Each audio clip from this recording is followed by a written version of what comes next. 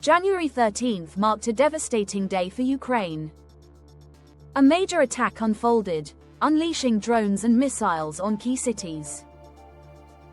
Kyiv, Kharkiv, and Odessa endured heavy bombardment, leading to immense destruction.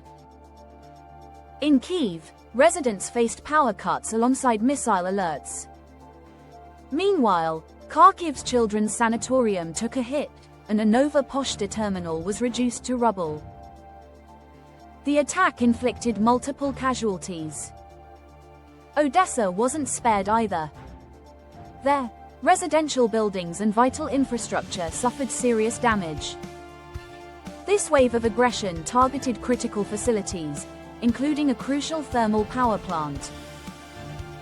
Emergency services worked tirelessly, battling fires and rescuing those in danger, all while under threat. This event marked the 8th significant assault on thermal plants since October 2022.